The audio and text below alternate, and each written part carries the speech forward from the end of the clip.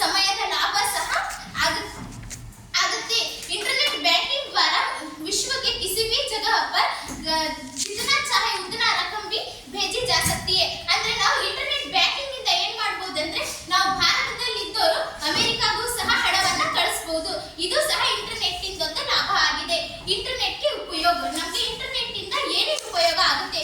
Social networking एक क्रांतिकारी खोज है जिसने दुनिया भर के लोगों को एक जगह पर ला खड़ा कर दिया है।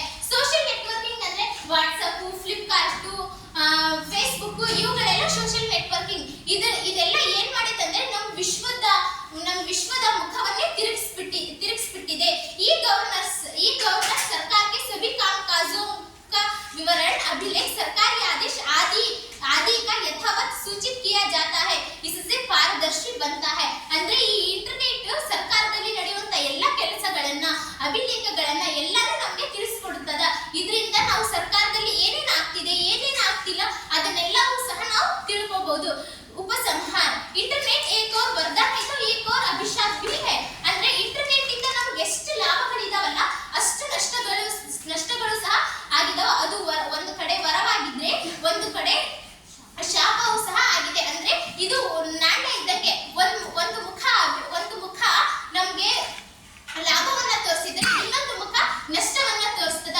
ಇಂಟರ್ನೆಟ್ ಒಂಥರ ಕೊಯ್ನ್ ಇದ್ದಂಗೆ। इंटरनेट की वजह से पैसे, बैंकिंग फ्रॉड, हैकिंग आदि बढ़ रही है। ಅಂದ್ರೆ ಇಂಟರ್ನೆಟ್ ಮೂಲಕ ಏನ್ ಮಾಡ್ತಾರೆ ಅಂದ್ರೆ ಕಳ್ಳರು ಹ್ಯಾಕ್ ಮಾಡ್ಕೊಂಡ್ಬಿಟ್ಟು ನಮ್ಮ ರೊಕ್ಕನೆಲ್ಲ ತೆಕ್ಕೊಳ್ಳೋದು, ನಮ್ಮ ಎಲ್ಲ ಸೂಚನೆಗಳನ್ನ ಅವ್ರು ತೆಕ್ಕೊಂಡ್ಬಿಡೋದು ಮಾಡ್ತಾರೆ। मुफ्त वेबसाइट और चैटिंग आदि से युवा पीढ़ी ही नहीं बच्चे भी फंस रहे हैं। इससे समय का दुरुपयोग होता है। बच्चे अनुपयुक्त और अनावश्यक जानकारियां हासिल कर रहे हैं। ಅಂದ್ರೆ ಈ ಇಂಟರ್ನೆಟ್ ಏನ್ ಮಾಡಿದೆ ಅಂದ್ರೆ ಎಲ್ಲರ ಮೇಲೇನೂ ತನ್ನ ಪ್ರಭಾವನ ಬೀರಿದೆ। ಇದ್ರ ಮೂಲಕ ಹುಡುಗರು ಏನ್ ಮಾಡ್ತಾರೆ ಅಂದ್ರೆ ಗೇಮ್ ಆಡ್ಕೊಂತ ದಿನ ಪೂರ್ತಿ ಇದ್ಬಿಟ್ಟು ಸಮಯನ ವೇಸ್ಟ್ ಮಾಡೋದು, ಈ ರೀತಿ ಎಲ್ಲ ಮಾಡ್ತಾರೆ। ಇಷ್ಟಲ್ಲದೆ ಈ ಇಂಟರ್ನೆಟ್ ಮೂಲಕ ಏನಂದ್ರೆ ಯುವ ಪೀಳಿಗೆ ಅಂದ್ರೆ ಯುವಕರು ಸಹ ಇದರ ಜಾಲದಲ್ಲಿ ಬಿಟ್ಬಿಟ್ಟಿದ್ದಾರೆ। ಇದರಿಂದ ಹೊರಗೆ ಬರೋದು ಕಷ್ಟ ಆಗ್ತಿದೆ।